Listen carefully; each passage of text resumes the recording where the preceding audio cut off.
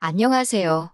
동갑내기 남편과 결혼한 지 4년 차, 3살 된 딸 하나를 키우고 있는 30대 여성입니다. 이렇게 남에게 제 이야기는 처음 해보는 탓에 어색하긴 하지만 익명의 힘을 빌려 제 마음의 짐을 덜어보려고 합니다. 얼마 전 남편의 시할머니로 인해 크게 마음의 상처를 입었거든요. 남편과는 사회생활을 하면서 직장 동료의 소개로 만났습니다. 말수가 적었지만 행동 하나하나에 배려가 있었고 성실한 모습이 마음에 들었지요. 하지만 남편이나 저나 낯을 많이 가리는 성격 탓에 가까워지기까지에는 시간이 제법 걸렸어요. 사귀기 전 반년에 가깝게 요새말로 썸을 탔습니다. 그러다 남편의 수줍은 고백과 함께 연애를 시작했고 이후로 시간이 흘러 결혼하자는 이야기까지 나왔네요. 남편의 어두운 과거를 알게 된 건 진지하게 결혼 이야기를 나누던 때였어요. 결혼을 하자 하면서도 상견례 이야기만 나오면 화제를 바꾸고 제 눈을 피하는 남편을 보면서 뭔가 감추는 게 있구나 싶더라고요. 결국 제가 남편을 몰아붙이듯이 어머님 아버님께 인사를 드리러 가고 싶다고 말했습니다.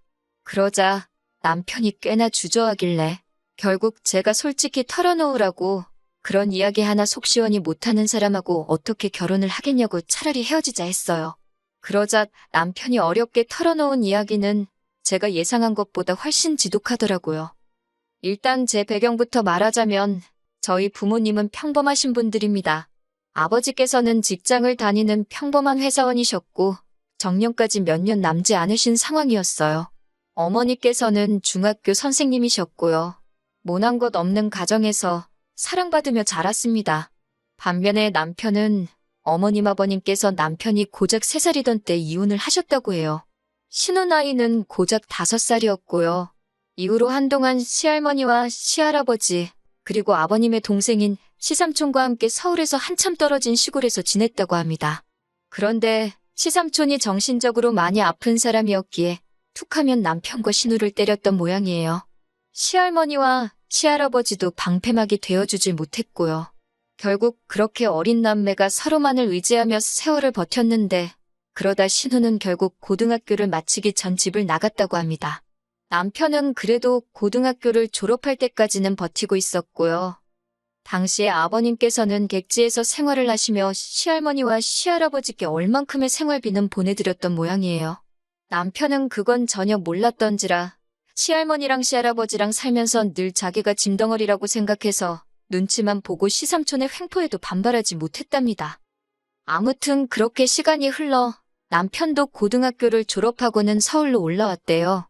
당장 대학을 간다는 건 꿈도 꿀 수 없었는데 다행히 아버님하고 연락이 닿으면서 아버님 소개로 아는 분이 운영하는 작은 사무실로 출근을 하기 시작했고요. 이후로 그 사무실에 다니며 번 돈을 모아 야간 대학을 갔고 이직에도 성공하여 지금은 그래도 꽤나 이름난 회사에 다니고 있습니다. 그 시기에 집 나갔던 신우와도 연락이 되어 왕래하며 살고 있다 했고요. 여기까지 듣고 솔직히 저는 이 결혼을 해야겠다는 마음이 더 강해졌어요. 남편의 아픈 상처를 제가 어루만져주고 싶다는 마음이었거든요. 그래서 더는 힘들어하지 말라고 앞으로는 제가 옆에 있어주겠다고 했지요. 그렇게 저희는 결국 부부의 연을 맺게 되었습니다. 그리고 친정 부모님께는 이런 사정을 구구절절 말씀드리지는 않았어요. 지금 남편이 어떤 사람인지가 중요하다 생각했고 저희 친정 부모님이 그럴 분들은 아니시지만 그래도 남편의 고된 과거 이야기를 알게 되시면 괜한 편견을 갖진 않으실지 걱정이 되었거든요. 하지만 결혼 생활이라는 게 저랑 남편 2사람만 노력한다고 다 되는 건 아니더라고요. 저희가 결혼식을 올리고 얼마 지나지 않아서 상상하지도 못한 시할머니의 횡포라고 해야 할지 감당하기 어려운 요구들이 이어졌으니까요. 신우는 저희보다 1년 일찍 결혼을 했는데 일찍 집 뛰쳐나간 X를 도와주긴 뭘 도와주느냐며 시할머니 시할아버지께서 한 푼도 도와주지 않으신 걸로 알아요. 그래도 신우는 시할머니 댁을 떠난 이후로 미용일을 익혀 돈도 벌고 있었고 비록 많지는 않았지만 나름 어느 정도 모아둔 돈이 있었다대요. 남편 말로는 한 2천만 원인가 들고 시집을 갔다나요. 반면 저희가 식을 올린다 하니 시할머니께서 흔쾌히 3천만 원을 보태주셨습니다. 솔직히 저희는 저희가 모아둔 돈에다 대출을 얼마 받아서 시작하려던 생각이었기에 처음에 시할머니가 주신 3천만 원은 거절했어요. 어머님 아버님도 아니고 시할머니한테 도움을 받는다는 게 부담스러웠거든요. 그리고 남편이 힘든 시간이었다고는 해도 어쨌든 시할머니 시할아버지마저 안 계셨다면 거리 생활을 할지도 몰랐을 일이잖아요. 감사한 마음도 컸기에 오히려 저희가 해드리지 못한 게 죄송했고 그래서 3천만 원은 가당치도 않다고 생각했지요. 하지만 시할머니도 시할아버지도 거절 말고 받으라고 어른이 주는데 계속 거절하는 것도 예의가 아니라며 기어이 저희 손에 3천만 원을 쥐어주셨습니다. 그래서 감사하다 인사드리고 유용하게 쓰게 되었는데 그 3천만 원이 모든 것을 부셔버릴 거라곤 상상도 못했지요. 처음 신혼여행을 다녀온 뒤 시할머니께서 인사오라 하셔서 다녀왔습니다. 편도 4시간, 왕복 8시간의 거리도 거리지만 문제는 시할머니 댁에는 저희 두 사람이 잘 만한 공간이 없어요.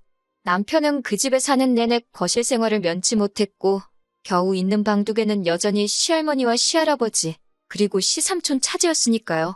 그런데 시할머니께서는 손자 며느리가 내려와서는 잠도 안 자고 가느냐며 서운하다 못됐다 소리를 연신 해대셨습니다. 결국 그날 저희 거실에서 자고 왔어요. 표현이 자고 온 거지 거의 뜬 눈으로 밤을 새운 거나 마찬가지입니다. 가족들이 화장실이며 부엌이며 간다고 어찌나 들락날락거리는지 게다가 어쨌든 친정도 아닌데 옷이나 편히 입을 수 있는 것도 아니었고요. 그래서 새우처럼 허리를 구부리고 이쪽으로 누웠다 저쪽으로 누웠다만 반복하며 동이 트기만을 기다렸네요.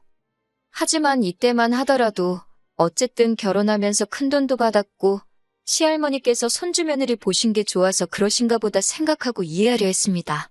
하지만 이후로도 시할머니의 말도 안 되는 억지 요구는 하루가 다르게 늘어만 갔지요. 제가 첫째를 가졌을 때였어요. 임신한 지 8개월 정도 되었을 때인데 시할머니께서 전화를 하셔서는 하시는 말씀이 임신했다고 집에만 있지 말고 조만간 시골에 한번 내려오라 하시는 거예요. 당황한 제가 조만간 말씀이시냐고 되물었습니다. 그랬더니 시할머니께서 남편이랑 바람 쐬러 온다 생각하면 될 거 아니냐면서 이번 주에 올 거냐고 거의 다그치듯 물어보시대요. 그때 처음으로 시할머니 말씀에 거절을 했어요. 안 된다고요. 몸도 무겁고 어려울 것 같다 하니까 그때부터는 저더러 괘씸하다 하시더니 무조건 오라고 화를 내셨지요. 그리고 결국 제가 시할머니 고집을 어떻게 꺾겠어요. 남편도 가기 싫으면 안 가도 된다고 말은 했는데 그때만 하더라도 남편이 칼같이 선을 그어주지를 못하더라고요. 결국 어쩔 도리가 없어서 그럼 당일치기로 갔다 오자 했지요. 하지만 시할머니 댁에 가기로 한 당일 남편과 함께 차에 타서 고속도로를 타고 1시간쯤 달렸을까요? 갑자기 배에서 툭 하고 뭔가 터지는 소리가 나더니 물이 줄줄 양수가 터졌더라고요. 결국 고속도로 한쪽에 차를 세운 뒤 119 부르고 병원으로 이송되었습니다. 다행히 건강한 딸을 출산하기는 했지만 지금도 그때를 생각하면 아찔하고 시할머니가 원망스러워요. 그도 그럴 것이 제가 양수가 터져 못 내려간다 하니까 시할머니께서 어째 생기다 말았냐고 뱃속에 애도 지엠이 닮아서 생기다 말았는가 보다고 벌써 나오느냐고 그러더라고요. 그런 악담을 들었는데 제가 시할머니에게 좋은 감정을 가질 수가 없었지요. 이후로 저는 조금씩 시할머니께 드리는 연락을 줄였고 아이를 핑계로 시할머니 시할아버지 생신이나 명절을 제외하곤 발걸음도 하지 않았습니다. 이로 인해 시할머니께 남편을 무척이나 달달 볶으셨어요. 사실 생각해보면 남편과 시할머니도 떨어져 산 세월이 10년이 넘었는데 시할머니께서는 그때 남편이 당신에게 소홀했던 건 하얗게 잊으시고 그저 손주 며느리가 연락을 자주 안 한다고 저만 미워하시대요. 저 때문에 다정하던 손자가 변했다나 어쨌다나 남편도 이 부분에 있어서는 꽤나 황당해했어요. 시할머니 시할아버지 그리고 시삼촌의 눈치를 살피기에 바빠서 자기 목소리 한 번 크게 못 내고 시키는 일 고분고분하는 수밖에는 없었는데 시할머니 눈에는 그게 남편이 다 착해서 그러는 것처럼 보였던 모양이에요. 한편 그렇게 저희 딸 첫돌이 지나고 얼마 지나지 않았을 때였어요. 이른 아침 시간에 친정어머니로부터 연락이 왔는데 친정아버지가 숨을 안 쉰다고 그래서 지금 병원에 가고 있다고요. 그리고 몇 시간 후 친정아버지께서 돌아가셨다는 최종 선고를 받게 되었지요. 슬펐다 어쨌다. 그런 몇 마디 단어로 표현할 수 없는 슬픔이었네요. 사무제를 지내고 시할머니께서 시할아버지와 함께 올라오셨습니다. 말이 나와서 말이지만 저희 아버지 장례식에는 안 오셨어요. 당신 운세가 그의 장례식장에 가면 상문사를 맞는다나 어쩐다나요. 그래서 안 오셨다가 사무제 지내고 나니 오신 겁니다. 가뜩이나 마음은 아프고 몸은 힘든데 그런 시할머니가 반가울 리 없었지요. 그래서 식사대접만 했습니다. 그 당시에는 식사대접 말고 제가 뭘 할 수 있는지, 뭘 해야 하는지도 딱히 생각나지 않았고요. 그런데 시할머니께서 이튿날 내려가시면서 하시는 말씀이 어쩌면 노인네들한테 자고 가라 소리도 안 하냐입니다. 아차 싶기도 했고 동시에 어쨌든 주무시고 가시면서 왜 저렇게 화를 내시나 이해가 안 됐어요. 무엇보다 집엔 저 혼자만 있던 것도 아니고 남편도 있었는데 남편도 주무시고 가시라 소리를 안 했다는 거잖아요. 그러면 손자인 남편한테 먼저 서운하셔야지. 이제 막 아버지 떠나보낸 손자 며느리한테 그렇게 화를 내실 일인가 싶더라고요. 저도 모든 게 성가시고 짜증도 나서 끝끝내 죄송하다 소리도 안 했습니다. 그랬더니 이제 시고모들한테 제 욕을 하셨던 모양이에요. 피도 눈물도 없는 X라고 울고불고 하시면서요. 그 이야기를 시고모를 통해서 전해 듣는데 정말이지 피도 눈물도 없다는 말 할 수만 있다면 시할머니께 되돌려드리고 싶은 심정이었습니다. 그렇지만 결국 팔은 안으로 굽는다고 제가 아니라고 항변을 하면 먹히기나 했겠어요? 그냥 듣고만 있었네요. 지금이라도 시할머니께 전화해서 죄송하다 하라는 시고모 말에도 아무 대답도 안 했지요. 그러다 결정적으로 일이 터진 건 시할머니께서 지난해 무릎 수술을 받으시면서였어요. 남편도 저도 회사 생활을 하느라 바빴고 친정어머니께서 주말에 육아를 도와주시는 상황이었습니다. 사정이 그렇다 보니 무릎 수술을 하셨다는 이야기를 듣고 한번 내려가 본 이후로는 통 찾아뵙지를 못했어요. 그래도 시할머니 근처에 시고모가 두 분이나 살고 계셨으니 솔직히 걱정은 안 되었지요. 그런데 시할머니께서는 저희더러 못 대처먹었답니다. 생전 말 안 하면 보러 오지도 않는다고 그러다 당신 죽으면 향냄새나 맡으러 올 거냐면서요. 하지만 시할머니 댁 이제 아이까지 있는데 정신적으로 아픈 시삼촌까지 있는 그 집에서 자고 올 생각만 하면 엄두가 나지 않았거든요. 게다가 핑계 같지만 거리가 먼데 아이가 자동차를 오래 타지 못하니 그것도 한몫했고요. 그런데 그거 가지고 시할머니가 그렇게 화를 내시더니 급기야 저희 결혼할 때 보태준 3천만 원을 토해내랍니다. 그걸로 당신 장례비나 써야겠다면서요. 안 받는다 할 때는 기어이 주시더니 이제 돈 가지고 치사하게 나오시는구나 싶어서 실없는 웃음이 다 나오더라니까요. 저도 같이 치사해지긴 싫었지만 저희 결혼한 이후로 시할머니께 달달이 30만 원씩 용돈하시라고 보내드리고 있었습니다. 그렇게 보낸 세월이 4년이에요. 특별히 명절이나 행사가 있으면 당연히 따로 또 챙겨드렸고요. 그래서 제가 한번 대충 계산해보니 2천만 원 가까이 되대요. 가랑비에 옷 젖는 줄 모른다더니 저도 계산을 해보고서 정말 깜짝 놀랐답니다. 남편에게 어떻게 했으면 좋겠냐고 물으니 드리긴 뭘 드리냐고 아무것도 드리지 말라고요. 자기도 이제 그냥 안 보고 살고 싶다면서요. 하지만 계산은 똑바로 해야지. 뒤끝 찝찝한 건 싫어서 제가 따로 챙겨드린 돈 말고 그냥 매달 드린 돈만 계산했어요. 그랬더니 그게 거의 1,500만 원 가까이 되어서 시할머니와 시고모들께 그렇게 설명드리고 남은 금액만 계좌로 보내드렸습니다. 그랬더니 시할머니가 당신이 제 남편을 어떻게 키웠는데 어디서 불효시 같은 게 들어와가지고는 당신과 손자 사이를 갈라놓는다고 말 그대로 뒤집어지고 난리를 치셨나 봐요. 시고모들이 차례로 저에게 연락을 해와서 그래도 그러는 건 아니라면서 남은 돈도 보내고 죄송하다고 빨리 가서 빌라나요? 그럴 일은 없을 거라고 단호하게 대꾸했네요. 그리고 시고모들까지 저한테 난리친 걸 알게 된 남편이 마지막으로 얼굴 보고 이야기하자며 저와 함께 시할머니 댁에 가자입니다. 가서 모든 걸 정리하고 오자면서요. 남편의 말에 비장함까지 엿보여서 믿고 같이 내려갔습니다. 시할머니께서는 제가 바로 앞에 있는데도 남편에게 저 때문에 서운하다 어쩌다 하면서 저를 EX, 저 X 그렇게 부르셨어요. 저는 그럴 때마다 나이가 많은 분이니 시골분이니 그럴 수도 있지라며 꾹꾹 눌러 참으며 듣고 있었고요. 그런데 남편이 시할머니더러 말씀 좀 조심해서 하라며 화를 내더라고요. 그리고는 돈은 더 드릴 일은 없다. 그간 매달 드린 돈이 합이 1,500이고 얼마 전 계좌로 1,500 돌려드렸으니 이제 계산은 끝났다고 선을 긋더라니까요. 그러면서 하는 말이 할 만큼 해드린 것 같다.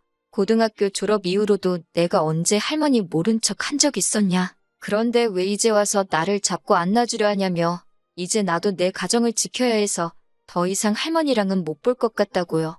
저도 남편이 그 정도로 단호하게 말할 거라곤 예상하지 못했기 때문에 정말 놀랐네요. 그러자 옆에 있던 시고모들이 네가 어떻게 그럴 수가 있냐. 네가 인두껍을 쓰고 그럴 수가 있냐며 악다구니를 쓰더라고요.